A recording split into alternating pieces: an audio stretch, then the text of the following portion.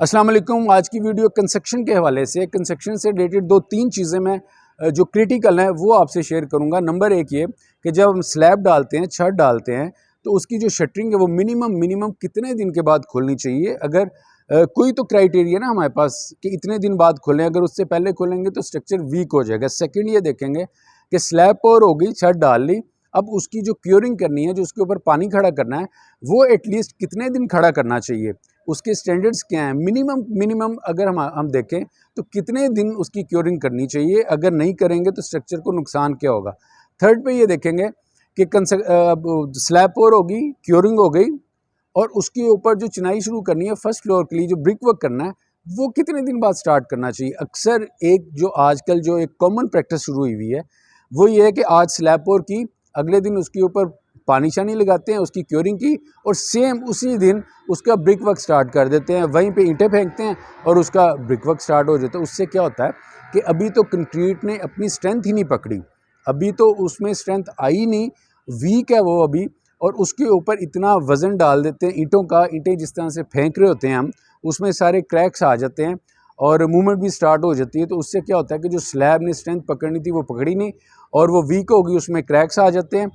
तो इवेंचुअली क्या होता है कि कुछ अरसे के बाद उसमें क्रैक आने की वजह से वो वीक स्ट्रक्चर रहता है।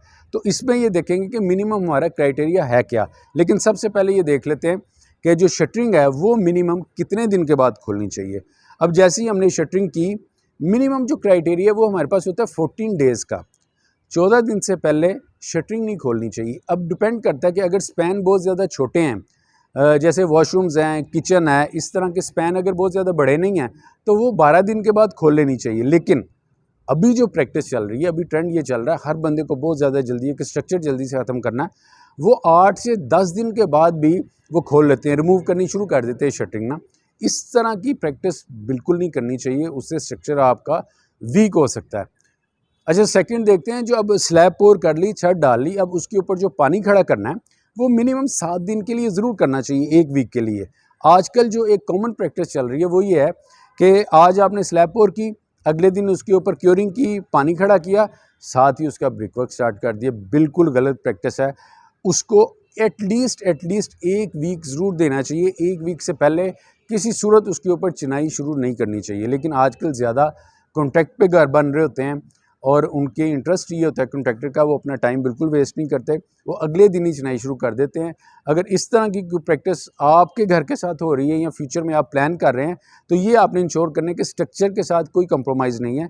स्ट्रक्चर को आपने पूरा टाइम देना है, 1 वीक एटलीस्ट आपने देना है, और उसके ऊपर प्रॉपर पानी खड़ा करें, उसकी क्योरिंग करें, वो वेट रहनी चाहिए उसकी जो कंक्रीट है स्लैब की, फिर वो स्ट्रेंथ पकड़ेगी, और उसके बाद फिर ऊपर का आप ब्रिक वर्क स्टार्ट करवाएं।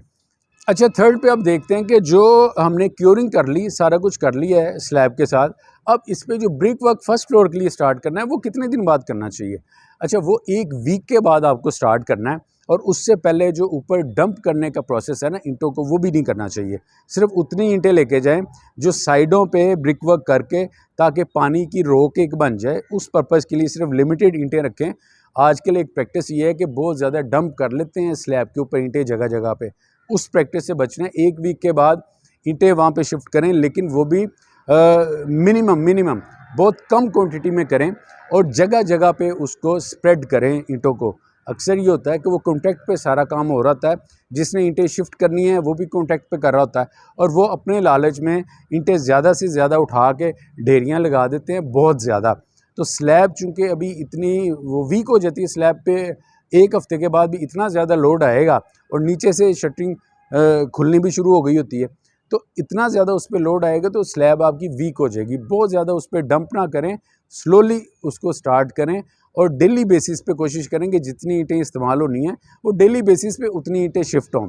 बहुत ज़्यादा डंप करेंगे तो उसका नुकसान है स्लैब के लिए। ये वो चीज़ें थी जो मैं समझ रहा था कि आपसे शेयर करनी ज़रूरी हैं। अगर इसी से रिलेटेड आपने कोई चीज़ शेयर करनी हो, या कुछ चीज़ आप पूछना चाहें, राय लेना चाहें, तो आप इस नंबर पे भी पूछ सकते हैं, कमेंट भी कर सकते हैं। उम्मीद है ये वीडियो आपको पसंद आई होगी। पसंद आई तो लाइक कर दें। नेक्स्ट वीडियो तक अल्लाह हाफ़िज़।